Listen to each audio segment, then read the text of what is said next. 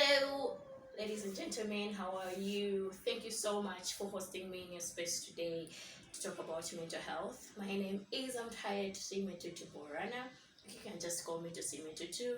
I am a writer, I am a poet, I am a human rights activist, I am a whole lot of things, but I am truly honored to be speaking about mental health. Now, unfortunately, our power has gone, so I cannot show you the presentation I had prepared. I will send it to each of you after, but I will endeavor to give my speech nonetheless. So, I get asked a lot about mental health, but what most people do not know is that I was ignorant about mental health. I grew up in a village, a typical Ugandan village, where everyone knew everyone, people gathered for one another, and in this community, we didn't really understand the concept of mental health. So when a teacher we had at the local high school got a psychotic break, we decided to call him Umugwirano, a mad person. And all explanations were attributed to either witchcraft or the wife wanted to take his money, so she bewitched him, and a whole lot of things, really, all madness. What we, as children, what we did was to mock this man. We'd throw tins at him, we'd throw stones at him. As he plowed through the garbage, we truly discriminated him. Now, the man later died, and in my later years as an adult, I got to realize this man had a psychotic mental illness. So today I ask you, what do you understand by mental health? Now, according to World Health Organization, mental health is a state of well-being in which an individual realizes his or her own capabilities. The individual can, in fact, cope with the normal stresses of life. They can work productively and fruitfully. And this individual is generally able to make a contribution to his or her society, which then means mental illness is the opposite of that. Just like in the case of the man who was mentally healthy, he was a teacher making a contribution in our society, but due to mental illness, he was unable to do so. Apologies. And just to sort of put this in Ugandan, bring this Ugandan context, still according to the World Health Organization, they did a study on the global health estimates on mental health. This was in regards to depression and other mental disorders. Uganda actually ranked number 6, with 60% of our population being susceptible to mental health or depression at one point in our life. Oh, yes. Now, honestly, what those statistics tell me is I feel really scared because I know the society we live in. We do not live in a society which cares that 60% of us may be mentally ill or that offers help to the mentally ill. So if we live in a society where if you're physically ill, there are hospitals, there is help for you, but if you're mentally ill, there isn't much help you can get. And what I also gather is that we are all susceptible to mental illness at one point in our life. true. We can all truly fall ill. But so we've been told that living with this untouchable pressure and stress is what is normal, is what is expected. So for example, take someone with a family, a job, obligations, and all sorts of things. This person is under pressure, but we see that as normal. Now this person drinks away at the bar, all the while we are saying that's normal, that's just the way it is. Until this person succumbs to suicide, and now we come to the realization that wait, this person was actually living under insurmountable pressure. This person needed help. This was too much for them to handle. So my question to you today, ladies and gentlemen, is for how long are we going to live in this ignorance? Honestly, how long are we going to be okay living like that? What I would say is to gather information. Educate yourself. In today's world, in the digital age, it's as easy as just typing the word mental health in the Google search and you will get information.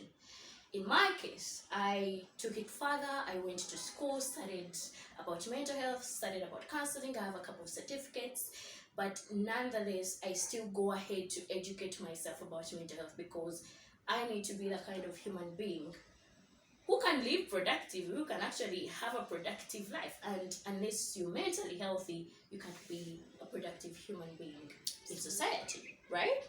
So, get information, educate yourself. It is important to learn because let me give you a scenario. In Uganda, we are over 40 million people.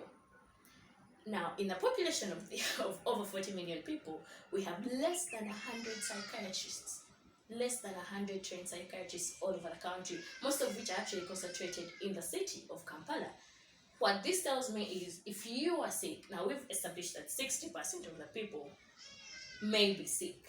So if you're sick, you may not get help because there is just not that much help for you to get, which makes sense for you to get the information you need to sort of actually help yourself in a way because you are capable of doing that. I will give you a few tips as you enter into the world of mental health and open your mind up to it.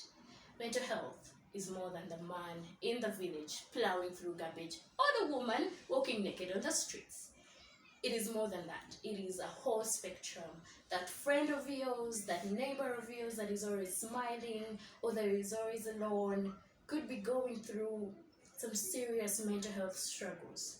So it is not, sometimes it doesn't show physically that someone is struggling, but human beings are struggling. So when you are equipped with that tip, I'll also tell you something. Mental health is not shameful. If you're feeling ill, if you're feeling not okay, to go with the slogan that it's okay to not be okay, just understand that mental illness is not shameful. Human beings fall ill and they get healthy. Yeah. So stop the stigma. That is why you draw the line. Enter into the mental health space and stop the stigma. But I will give you one recommendation as someone who has been in this space for a little while. Vulnerability. Honestly, for me, it is always going to be vulnerability, which is why you start. Now, this is a multi-layered situation. For one, find the people that you can be vulnerable with. I'm not saying go around the whole of Kampala telling everyone all your problems because that simply creates a situation where you crave pity and that impairs your own self-esteem. So make connections with people that you can talk to. And how do you make these connections? Be your authentic self. Honestly, be you. Just when you're with people where you feel you're yourself, you create true connections.